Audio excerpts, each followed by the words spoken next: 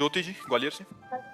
राधे राधे महाराज जी। महाराज जी, आपने हमें एक भाई के अपने बहन के प्रति क्या कर्तव्य है इसके बारे में एक वीडियो में बताया था। आज मैं आपसे जानना चाहूंगी कि एक बहन का अपने भाई के प्रति क्या कर्तव्य होना चाहिए। अगर भाई बहन कभी आपसी लड़ाई में एक दूसरे को अपशब्द कह देते हैं तो क्या इसका पाप लगता है महाराज जी, या ये देखो, एक घर में स्वाभाविक अनुकूलता प्रतिकूलता में थोड़ा एक दूसरे के प्रति रोष हो जाना वो कोई अपराध के अंतर्गत नहीं आता। जहां हम 4 बच्चे 4 परिवार के लोग रहते हैं तो कभी छोटी मोटी अनुकूलता में उसे हमें ऐसा वचन नहीं बोलना चाहिए जिससे उनका दुख हृदय में बहुत लंबे समय तक रहे।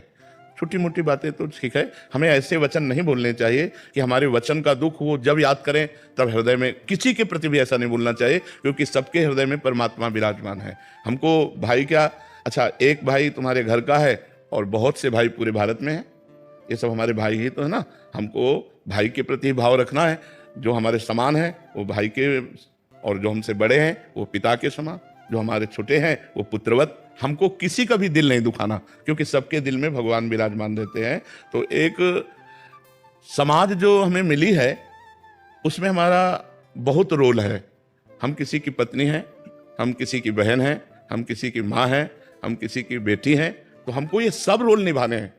ये हमको एक अभिनय मिला है इस जगत नाटक पर। यदि हम ठीक अभिनय कर ले गए तो हम मुक्त हो जाएंगे, अगर अभिनय में चूक हो गई तो बार बार जन्म, बार बार मरण, ये दंड मिलेगा। तो पहले तो हम खूब नाम जप करें, और एक भाई के प्रति नहीं, हम संपूर्ण भारतवासियों के प्रति, विश्व के प्रति भाईचारे का ही व्यवहार रखें। सबको हम अपने भ्रातृतुल्य ही देखें और मृदु वचन बोलें। और कभी अगर हमसे कठोर वचन हो जाता है तो जब हमारा गुस्सा शांत हो तो हमें क्षमा मांग लेनी चाहिए। हमको सब में भगवान देखने हैं। हाँ, हमें सेवा दी है कि हम, अगर आप गलत चलते हैं तो हम आपको डांटें, लेकिन डांटने के बाद फिर आपसे हमें विनय करनी पड़ेगी। ये हमारी वैष्णव पद्धति है कि अगर हम किसी को कुछ बोलते हैं तो इसके साथ हमारी विनम्रता, हमारी क्षमा याचना की भावना उसके सामने प्रस्तुत होने, चाहे छोटा बच्चा ही क्यों ना हो।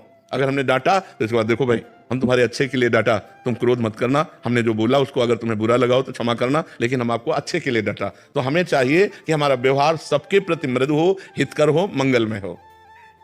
अनीता मिश्रा जी झांसी से।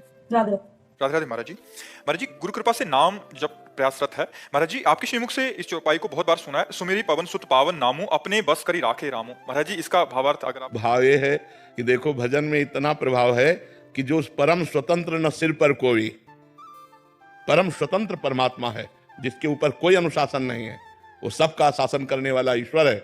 लेकिन नाम जापक उस परमात्मा को भी अधीन कर लेता है। भक्ताधीन मनः पूज्यो, गोपाल शास्त्र नाम में लिखा हुआ, भक्त के अधीन हो जाता है। वो परमात्मा जो परम स्वतंत्र है, भक्त जैसा